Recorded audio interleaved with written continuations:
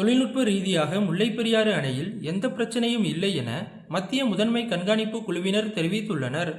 மத்திய நீர்வள ஆணைய தலைமை பொறியாளர் தலைமையில் அணையில் ஆய்வு மேற்கொண்ட இருமாநில அதிகாரிகள் தென்மேற்கு பருவமழை காலத்தில் மேற்கொள்ள வேண்டிய பராமரிப்பு பணிகள் குறித்தும் ஆலோசனை நடத்தினர். அதன் பின்னர் செய்தியாளர்களிடம் பேசியபோது குழுவின் தலைவராக உள்ள திரு ராகேஷ் காஷ்யப் இதனை தெரிவித்தார்.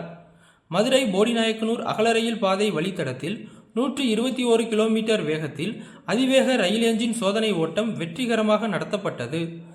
வெளிநாடுகளுக்கு வேலைக்கு செல்வோர் அயலக தமிழர் நலத்துறை மூலம் தாங்கள் பணிபுரிய உள்ள நிறுவனத்தின் உண்மைத்தன்மையை அறிந்து கொள்ள வேண்டும் என மாவட்ட ஆட்சித்தலைவர் திருமதி சஜீவனா கேட்டுக்கொண்டுள்ளார். மஞ்சளாறு அணையின் நீர்மட்டம் அதன் முழு கொள்ளளவான 57 அடியில் 55 அடியை எட்டியதால் தேனி மற்றும் திண்டுக்கல் மாவட்டங்களில் உள்ள ஆற்றின் கரையோர மக்களுக்கு இறுதி கட்ட வெள்ள அபாய எச்சரிக்கை விடப்பட்டு உபரி நீர் வெளியேற்றப்பட்டு வருகிறது. பிரதம மந்திரி கிசான் நிதி திட்டத்தின் கீழ் உதவித்தொகை கிடைப்பது தங்களின் விவசாய தேவைகளை பூர்த்தி செய்ய பெரிதும் உதவுவதாக விவசாயிகள் மகிழ்ச்சி தெரிவித்துள்ளனர். வணக்கம், என் பேர் மாணிக்கம். நெல் விவசாயம் பண்ணிக்கிட்டு இருக்கேன். பிரதமர் மோடி விவசாயிகளுக்காண்டி வருஷத்துக்கு 6000 ரூபாய் கொடுக்குற எங்களுக்கு உதவியாக இருக்குது. அதில் இப்போ 17வது தவணையாக கொடுத்துருக்காரு. இதையும் நான் வாங்கிட்டேன்.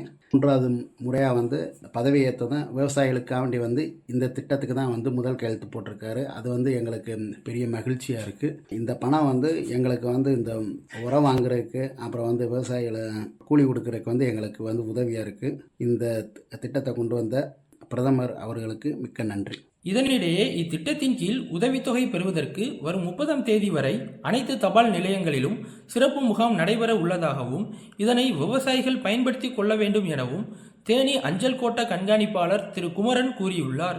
அரசின் விதிமுறைகளை மீறி சட்டவிரோதமாக மதுபானம் மற்றும் போதைப் பொருள் விற்பனை செய்பவர்கள் குறித்து 9363873078 என்ற எண்ணிற்கு தொடர்பு கொண்டு பொதுமக்கள் தகவல் தெரிவிக்கலாம் என மாவட்ட நிர்வாகம் தெரிவித்துள்ளது.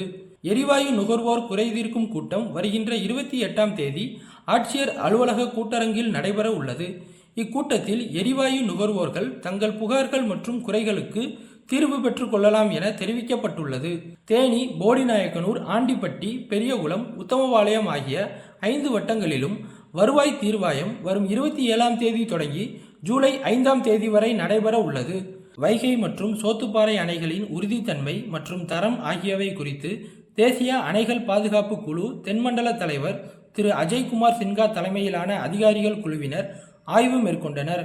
போடிநாயக்கனூர் அருகே சேலையூர் கிராமத்தில் நடைபெற்ற மக்கள் தொடர்பு முகாமில் 56 பயனாளிகளுக்கு ரூபாய் 1.15 கோடி மதிப்பிலான அரசின் நலத்திட்ட உதவிகள் வழங்கப்பட்டது. புதிய தொழில் முனைவோர் மேம்பாட்டு திட்டத்தின் கீழ் புதிதாக தொழில் தொடங்குவதற்கு மானியத்துடன் கூடிய கடனுதவி தேவைப்படுவோர் www.msmeonline.tn.gov.in/needs என்ற இணையதள முகவரியில் விண்ணப்பித்து பயன்பெறலாம் என தெரிவிக்கப்பட்டுள்ளது. உங்களை தேடி உங்கள் ஊரில் என்ற திட்டத்தின் கீழ் பெரியகுளம் வட்டாரத்தில் உள்ள அரசு அலுவலகங்கள் மற்றும் மருத்துவமனை உள்ளிட்ட பல்வேறு இடங்களில் ஆட்சியர் திருமதி சஜீவனா ஆய்வு நடத்தினார். நியாய விலை கடைகளில் மே மாதத்திற்கான பருப்பு, பாமாயில் உள்ளிட்ட அத்தியாவசிய பொருட்கள் பெறாத பயனாளிகள் இம்மாதம் 30ஆம் தேதிக்குள் பெற்றுக்கொள்ளலாம். தேசிய கால்நடை நோய் தடுப்பு திட்டத்தின் கீழ் கால்நடைகளுக்கான கோமாரி நோய் தடுப்பூசி முகாம் மாவட்டம் முழுவதும் வரும் 30ஆம் தேதி வரை நடைபெறுகிறது. இதனை கால்நடை வளர்ப்போர் பயன்படுத்திக் கொள்ள அறிவுறுத்தப்பட்டுள்ளனர். ஆபத்து மற்றும் பேரிடர் காலங்களில் மீட்பு பணிகளில் ஈடுபட்ட நபர்கள் மத்திய அரசின் ஜீவன் ரக்ஷா பதக்க விருதுகள் பெற உரிய ஆவணங்களுடன் வரும் 28ஆம் தேதிக்குள் ஆன்லைன் வாயிலாக விண்ணப்பித்து பயன்பெறலாம் என மாவட்ட நிர்வாகம் சார்பில் தெரிவிக்கப்பட்டுள்ளது.